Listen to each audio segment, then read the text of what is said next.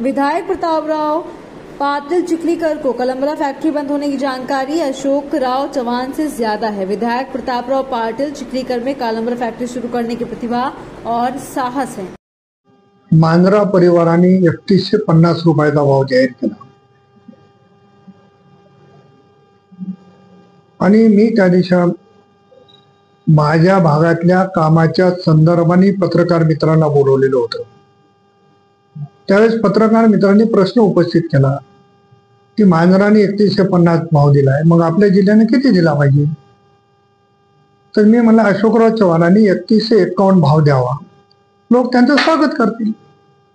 त्याच्यामध्ये गैर असण्याचा आणि गैर समजण्याचा काही विषय निर्माण होत नाही।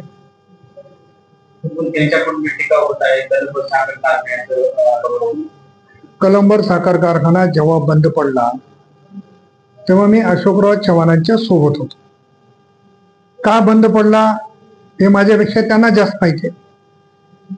तर कलंबर चालू करण्याची दानतही आहे आणि हिंमतही माझ्यात आहे, पण त्यांनी त्यांचा कारखाना मूळ किती रुपयामध्ये उभा राहिला, त्यावेळेची किंमत काय होती, आज कारखान्यावर कर्ज किती होतं, मग तुम्ही मांजराच्या परिवाराच्या बरोबर भाव देणार का हे जाहीर करावं।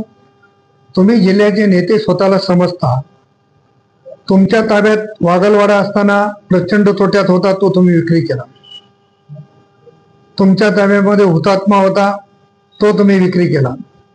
आणि हे दोन्ही कारखाने तुमच्या कारखान्यापेक्षा अधिक क्षमतेनं चालू आहेत। हे तुमचं दुर्दैव नाही का? तुमचं अपयश नाही का? मला त्या संदर्भात जायचं नाही, परंतु मी एक साधी गोष्ट बोलली, त्याचा एवढा भाव करण्याची आवश्यकता नाही। त्याने कधीच मांजरा परिवाराच्या बरोबर भाव देऊ शकत नाही, देतही नाही। पण त्यांची जी पद्धत आहे की देशमुख मंडळीवर कुरघोडी करण्याचा प्रयत्न, ते कधीच सफल झाले नाही। पण त्यांनी 3150 दिला, 3151 एवढाच विषय होता, त्याच्यावर त्यांनी एवढा वाढवलं। त्याच्यामुळं मला वाटते की फार काही वादाचा विषय नाही, त्यांनी समजून घेण्याची गरज आहे। एक तर त्यांनी भाव द्यावा, देऊ नये, पण कारखान्याची स्थिती एवढी वाईट का हे लोकांना कळलं पाहिजे की तुम्ही विक्री केलेले कारखाने चांगल्या पद्धतीने चालतात, पण तुमच्या ताब्यात असलेला कारखाना दरवर्षी त्याला 100 कोटी 150 कोटी शासन मदत करते, मग तुम्ही त्या कारखान्याच्या मदतीसाठी सत्तेत येतं काय, असाही प्रश्न निर्माण होतो।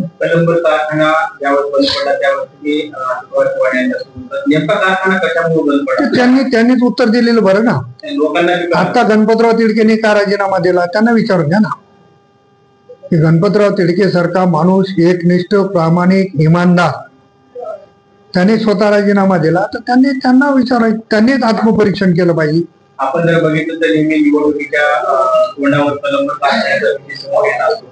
आता तुम्ही 2 दिवसाखाली स्टेटमेंट दिले की कलंबर साखर कारखाना खरंच तुम्हाला वाटते का हा कारखाना पुन्हा एकदा चालू होईल असं जेवण काय? कारखाना चालू करणं म्हणजे काय फार हे आहे का?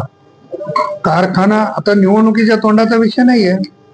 कलंबर साखर कारखाना बंद पडल्याच्या नंतर मी स्वतः कलंबर जिल्हा परिषद सर्कल मध्ये निवडणूक लढवली, निवडणूक जिंकली। त्यानंतर 2004 ला मी अपक्ष जिंकलो।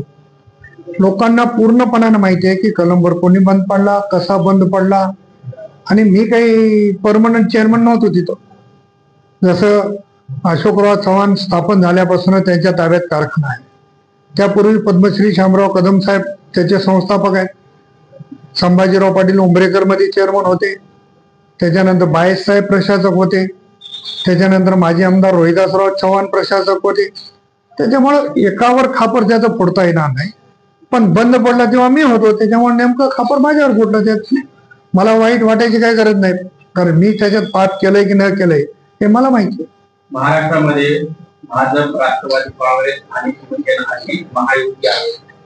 आज भाजप आणि राष्ट्रवादीचा नांदेड जिल्ह्यामध्ये राजकीय वाद चालू आहे। अशामध्ये हेमंत पाटील हे तुमच्या सोबत येत आहेत। येणाऱ्या स्थानिक स्वराज्य निवडणुकीमध्ये शिवसेना आणि राष्ट्रवादी अशी युती राहील। हेमंत पाटील आणि मी अतिशय चांगले मित्र। भारतीय जनता पक्ष सत्तेतला मोठा भाऊ आहे। भारतीय जनता पक्ष, राष्ट्रवादी काँग्रेस आणि शिवसेना हे महायुतीचे घटक आहेत। महायुतीचा निर्णय घ्यायचे अधिकार आदरणीय देवेंद्र फडणवीस साहेब, आदरणीय दादा आणि आदरणीय शिंदे साहेबांचे। त्यामुळे वरच्या स्तरावर जो निर्णय होतो तो खालच्या कार्यकर्त्यांनी म्हणजे माझ्यासारख्या कार्यकर्त्यांनी त्याची अंमलबजावणी करायची. मी वारंवार हे सांगितलं की एवढं करून जर कोणाला महायुती नको असेल तर ज्याचा रस्ता मोकळा आहे, राष्ट्रवादी काँग्रेस तयार आहे. आता राहिला हेमंत पाटलाचा आणि माझा, एखाद्या मंचावर आम्ही दोघे एकत्र आलो म्हणजे युती झाली असा त्याचा अर्थ होत नाही. आम्ही अंतःकरणातून एक आहोत, एक राहण्याचा आमचा निश्चितपणाने प्रयत्न आहे आणि महायुतीचा घटक म्हणून आम्ही काम करतो. पण धरण्याच्या मुहूर्तामध्ये तुम्ही वाईट प्रवृत्तीचे रावण आहे ते जाळण्याचा संकल्प केलेला आहे, त्यामुळे दोघं येऊन कुठेतरी जे नांदेडमध्ये चालू आहे ते विषय असा आहे, तुम्ही पण त्याचा विचार करा. आपण दसऱ्याला रावण दहन का करतो? हे वाईट प्रवृत्तीचे विचार जाळता आले पाहिजे, वाईट प्रवृत्तीचे विचार सोडता आले पाहिजे, म्हणून रावणाचं दहन आहे. आणि मग रावणाचं दहन करून चांगल्या प्रवृत्ती स्वीकारल्या पाहिजे ही त्याची भूमिका आहे. आता आमचं बोलणं जे होतं की वाईट प्रवृत्ती या जळायला पाहिजे, रोख असण्याचं कारण काय? अनेक लोक वाईट प्रवृत्तीचे आहेत. हे ज्यांना ज्यांना वाटते की आपण वाईट प्रवृत्तीचे आहोत त्यांच्यासाठी लागू आहे. त्याच्यामुळे वैयक्तिकपणाला बोलण्याचा विषय नाही ना, रावणाचा दसऱ्याचा आणि विजयादशमीचा विषय.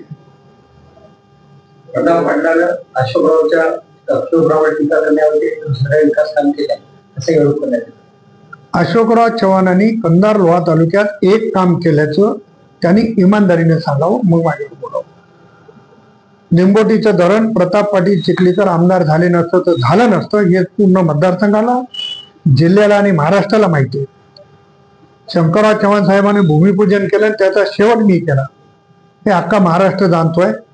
त्याच्यामुळे कोण काय बोलतोय कोण काय बोलत नाही याला मी फार महत्व देत नाही. आणि मला बोलल्याशिवाय जिल्ह्यामध्ये आज कोणाला व्यवस्थापन होत नाही ना, मला बोलली तरच व्यवस्था होते.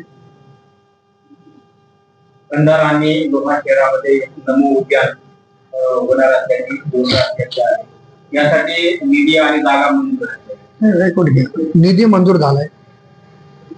लोह्याला 1 कोटी रुपये निधी मंजूर झालाय आणि कंधारला 1 कोटी रुपये. आपण वर शांतीदूत उद्यान म्हणून तिथे जवळपास 4 कोटी रुपयाचा निधी पूर्वी टाकलेला आहे. त्या उद्यानाला आणखी आवश्यकता आहे, परंतु कंधार शहरामध्ये किमान 2 ते 3 उद्यान असले पाहिजे असं माझं स्वतःचं मत आहे. त्यामुळे आपण नमो उद्यान हे आता दुसऱ्या बाजूला करायचा प्रयत्न करतोय. त्याची जागा पण पाहणी झालेली आहे. मी नगरपालिकेला प्रशासनाला सूचना पण दिलेल्या आहेत आणि नमो उद्यानसाठी 1 कोटी मंजूर झाली. त्याच्यापेक्षाही अधिक निधी लागत असेल तर तो उपलब्ध करून देणार आहे. कंधार शहरामध्ये नेमकं ठिकाण म्हणजे त्या कॉलनीचं नाव काय? आपल्या अभिनव नगर मध्ये तिथे मारुती मंदिराची तिथे जागा आहे. नगरपालिकेचे अधिकारी तिथे जाऊन आलेले आहेत. थोडीफार प्रक्रिया, ती जागा नगरपालिकेला हँडओव्हर करायची राहिलेली आहे. ती जागा नगरपालिकेला हँडओव्हर होऊन जाईल. थोड्याच दिवसात त्या उद्यानाचं काम सुरू होईल. त्याच्याशिवाय त्या अभिनव नगरच्या त्या जागेवर मी दुसरे 25 लाख टाकलेले. त्यामुळे हे 1 कोटी आणि हे 25 लाख आणखी कमी पडत असतील तर निधी देऊ, परंतु चांगलं उद्यान एक नामांकित कंधार मध्ये उभा करण्याचा प्रयत्न आहे. जिल्हा परिषद निवडणुकीमध्ये चर्चा होती, राजकीय पुढाऱ्यांनी आपापले नातेवाईक निवडून आणण्यासाठी प्रयत्न केले. या निवडणुकीमध्ये तो प्रकार होईल का? एक गोष्ट असा आहे, डॉक्टराचा मुलगा डॉक्टर होतो, इंजिनियरचा मुलगा इंजिनियर होतो. आता आम्ही जरी पुढारी असेल किंवा अन्य कोणी पुढारी असेल, आम्ही भेटलो नाही तर येणारी लोक आमच्या पुराणा भेटतात. मग त्याला राजकारणात कोण आणतात? त्याला राजकारणाची चव कोण लावते? तेच लावतात. त्याच्यामुळे हा विषय कोणालाही लागू होत नाही. सगळ्यासाठी तो विषय आहे. त्याच्यामुळे त्याची पात्रता असेल तर जिंकेल, त्याची पात्रता नसेल तर जिंकणार नाही. त्यामुळं आमच्या मुलांनी उभा राहू नये किंवा कोणाही पुढाऱ्याच्या मुलांनी उभं राहू नये असं म्हणणाऱ्यापैकी नाही. जागा वाटपामध्ये कुठेतरी अशी तडजोड मी माझ्या आयुष्यात केली नाही, मागे नाही आणि पुढे नाही. जर मी अशी तडजोड केली असती तर लोह्याला करीमभाई शेख कधीच निवडून आला नसता. कंधारमध्ये सतीश चव्हाण सारखा कार्यकर्ता कधी निवडून आला नसता, सतीश कांबळे सारखा. त्याच्यामुळे मी कधी माझ्या आयुष्यात मी ज्याला उभा केले, माझी जी काही ताकद असेल ती प्रामाणिकपणानं इमानदारीनं त्याच्या पाठीमागे लावतो. हार जीत होत असते. आता एखादा कार्यकर्ता हारला तो स्वाभाविक आहे, त्याला वाईट वाटणं किंवा त्याला लोकांनी भरवणं, पण मी माझ्या याच्यात केलं नाही. बाकीच्या विषय मला माहिती नाही. खासदार काळगे साहेब यांनी 2-3 दिवसांनी सचिनमध्ये बैठक घेतली. त्या ठिकाणी गोंधळ उडाला होता. पत्रकारांनी त्यांना प्रश्न केला की ओल्या दुष्काळ जाहीर करण्यासंदर्भात आपली भूमिका काय आहे. त्यांनी म्हटले की जे सध्याचे आमदार आहेत तो प्रश्न त्यांना विचार. ते माझ्यापेक्षा प्रोटोकॉलनं मोठे खासदार म्हणून मी त्यांचा सन्मान करतो. त्या दिवशी माझा देखील दौरा या भागामध्ये होता. मी संपूर्ण अधिकाऱ्यांना सांगितलं की माननीय खासदारांचा दौरा आहे आणि आपण खासदार साहेबांच्या बैठकीला जाऊ.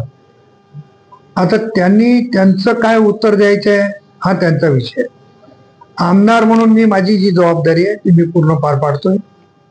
हे राज्याचे उपमुख्यमंत्री आदरणीय दादा, मुख्यमंत्री आदरणीय फडणवीस साहेब आणि पुन्हा दादांना घेऊन फडणवीस साहेबांची भेट, आणि हे सगळं चित्र मी दोघांच्या समोर आणलेलं आहे.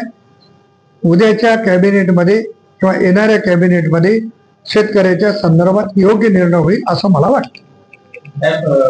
आपण जर बघितलं तर अमित देशमुख यांचे कारखाने आहेत, तुम्ही त्या पद्धतीने सरकारी बाजू घेत आहात. पाठीमागे नांदेडमध्ये कार्यक्रम झाला त्यावेळेस अमित देशमुख यांनी तुम्हाला काँग्रेसमध्ये स्वागत करण्याचं वक्तव्य केलं होतं. वेळ भविष्यात जर असा प्रसंग आला मी अमित देशमुखांची बाजू घेत नाही. अमित देशमुख हे काँग्रेसचे नेते. मी देशमुखांनी म्हणजे बांद्रा परिवाराने जेवढा भाव दिला तेवढा भाव द्या म्हणजे मी त्यांची बाजू घेतो असं नाही. भाव त्याने काय मला विचारून काढला. आणि एखाद्या मंचावर त्यांनी जर एखादी गोष्ट मांडली तर त्यांचं वैयक्तिक मत आहे. आणि असं काही सगळ्याच मंचावर मी त्या ठिकाणी बोललो की मी वसंतराव चव्हाणांच्या विरोधात हारल्यामुळे मला राष्ट्रवादीत काम करायला संधी मिळाली. त्या मंचावर बोलताना समोरच्या मानसिकता बघून काही नेते मंडळी बोलत असतात. विलासराव देशमुख साहेबांच्या घराण्यावर माझं आजही प्रेम आहे.